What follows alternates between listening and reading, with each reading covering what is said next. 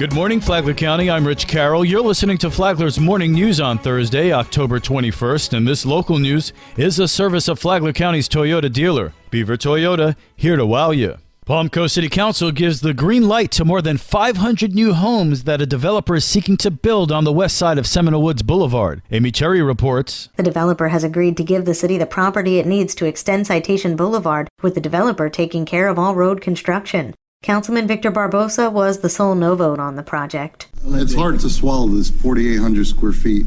So many people in the community complain about 6,000 square feet lots, and now we're bringing them down to 4,800.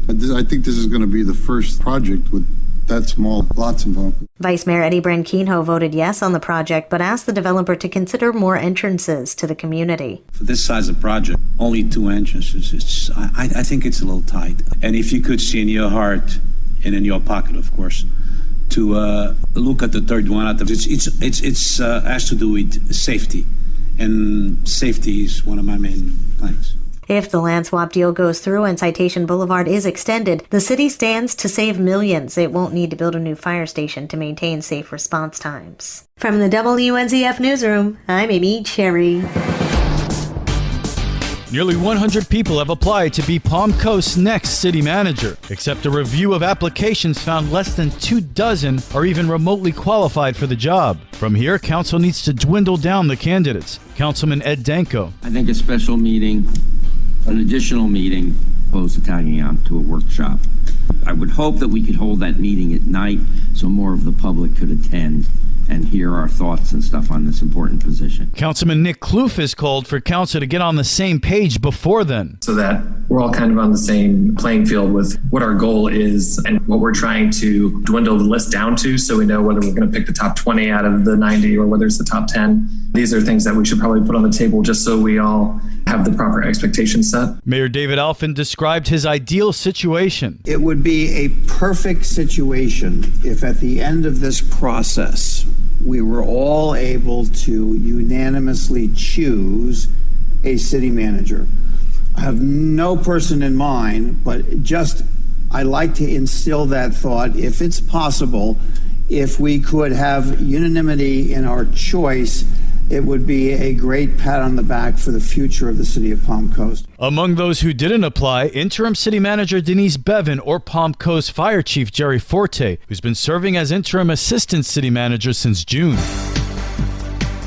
Flagler County has a new permanent county administrator. John Arking has more. Following Monday's vote by the Flagler County Board of Commissioners to make Heidi Petito the new county administrator, she is expanding on her priorities, telling WNZF that her number one focus will be employee recognition and engagement, which she says is very important as the county grows. That's then followed by customer service. I think customer service is very important, both internally and externally. It's vitally important to what we do. Without having good customer service, which includes employees working together, we can't fulfill our obligation to the residents that we serve. So I think as we transition, becoming more customer service focused, being more customer centric is really the best way that we can create, the best experience for our residents with keeping them in mind with everything that we do. Petito says another priority will be strategic planning and visioning, which she says is vital to determining what kind of county Flagler will be into the future. From the WNZF Newsroom, I'm John Arking.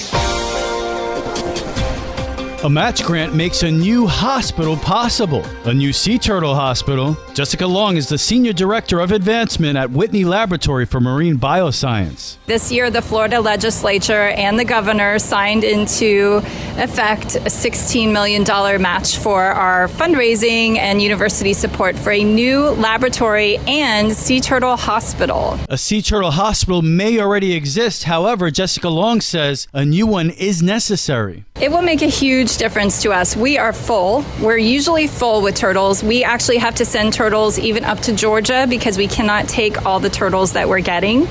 And it will also allow us to have more public visitors at the Sea Turtle Hospital. So that's part of the reason that we really wanted to grow and be able to show our neighbors about sea turtles and conservation and how all of us can help sea turtles. She says they hope to break ground on the new facility soon. We have selected our architecture firm and our builder, and that all went through our university process. We hope to break ground this summer So we will have a ceremony in May, hoping to get some of our key supporters like Paul Renner here, who really helped advocate for us at the state legislature, really has helped us bring this science building together. It's not just the Sea Turtle Hospital, it's our whole research lab that's going to be in this amazing 32,000 square foot building. Taste of the Fun Coast is returning to the Hammock Beach Spa and Resort on Tuesday, and the event will benefit the Sea Turtle Hospital at Whitney Laboratory.